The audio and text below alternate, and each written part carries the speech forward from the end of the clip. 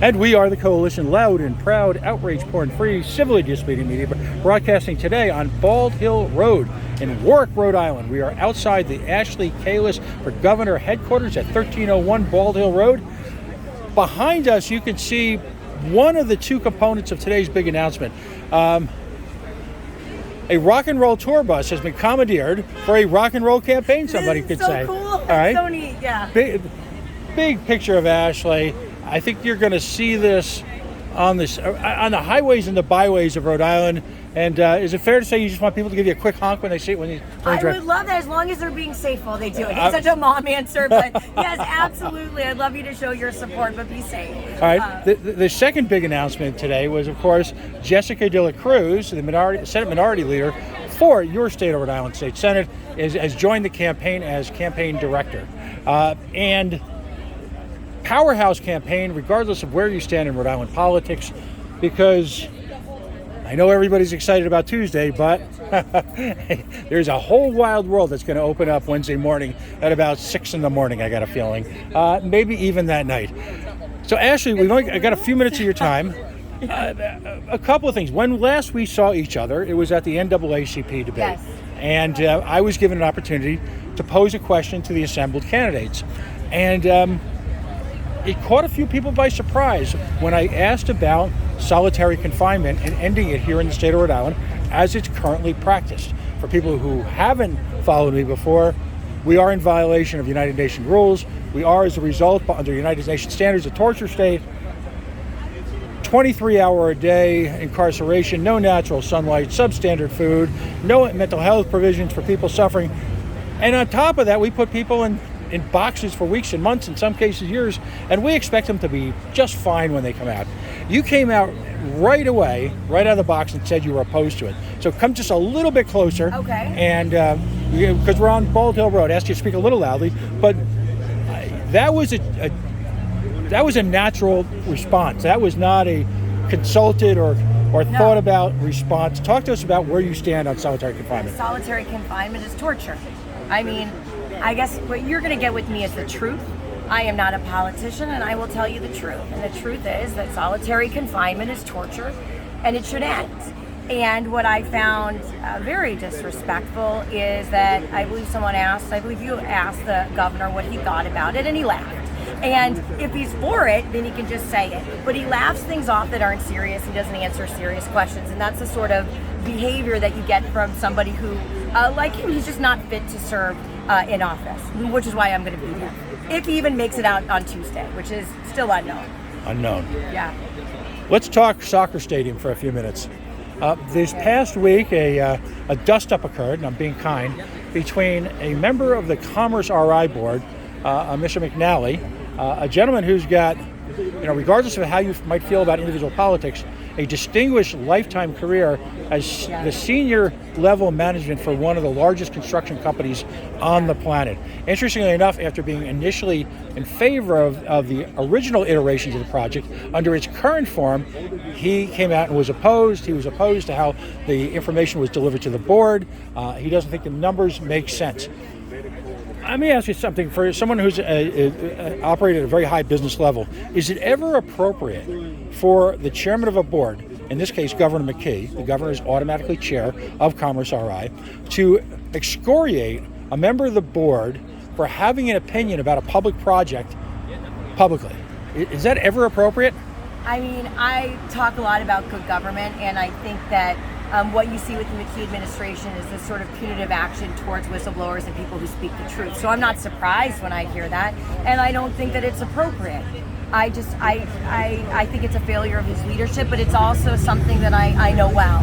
So he is somebody who does not respond well to criticism, and also retaliates when people speak out against things that they perceive are wrong. And you won't see that in my administration, is that you will see someone who wants transparency, who wants a differing of viewpoint so that we can get to the best option. Now, as I mentioned, if you're elected governor, you will be automatically chair of the Commerce RI board. Gina Raimondo distinguished herself by putting on real business heavyweights, people who had years of experience at the highest level of public financing, investment capital, big construction, all the things that are part and parcel of being able to intelligently analyze the type of projects that come before Commerce. Now they're being gradually replaced with highly politicized individuals whose, ironically, a commonality is their loyalty to the established governor. Yeah. What type of person are you looking to bring in to boards like Commerce, all the different boards in the state that some would say actually run the state? Well, let's talk about leadership. So because that's a question of leadership, and not just for the board, for everything else.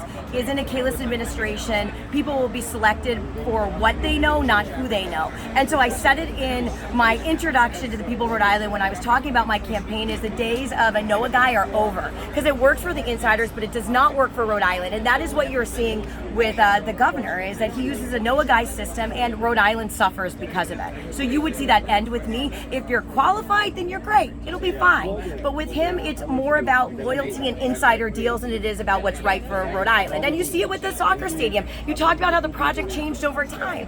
It did. And to act like it's the same project now as when it started is disingenuous and untrue.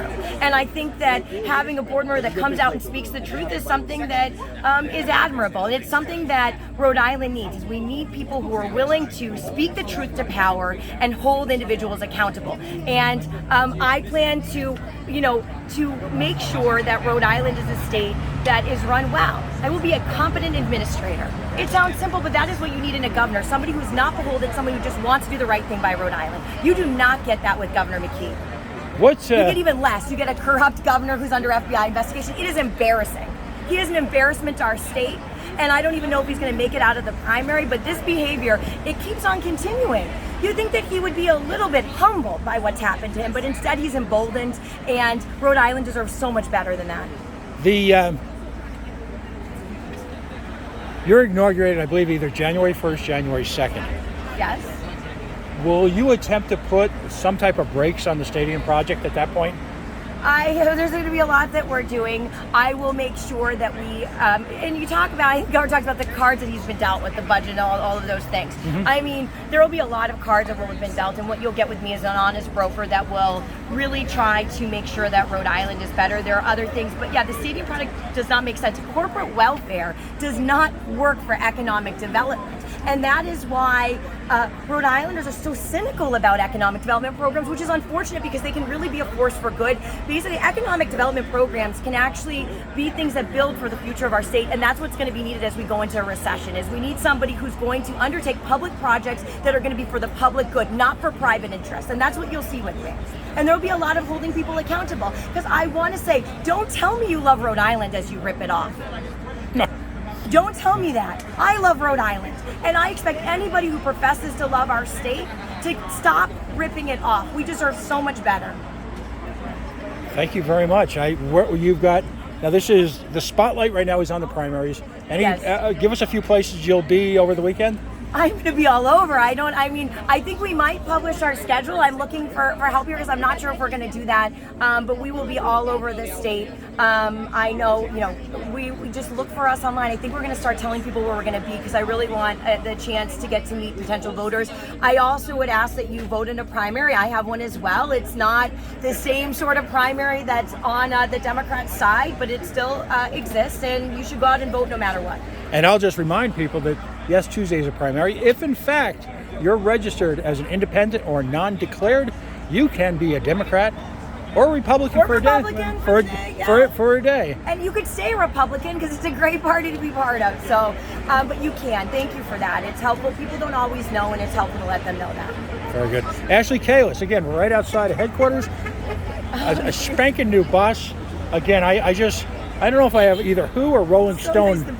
Rolling Stone visions in my mind. Are guitars going to be thrown out the window? I don't know. Is it going to be an all night? I'm a mom. I'm not that one. But as long as it's safe. All night parties, driving around. We're going to drive around. We're going to be all over, and I welcome people to come join us. Come talk to me. Get involved in the campaign because we need your help to change. It's not just a one-person thing. I need people to get involved and make a difference. Thank you very much for your time.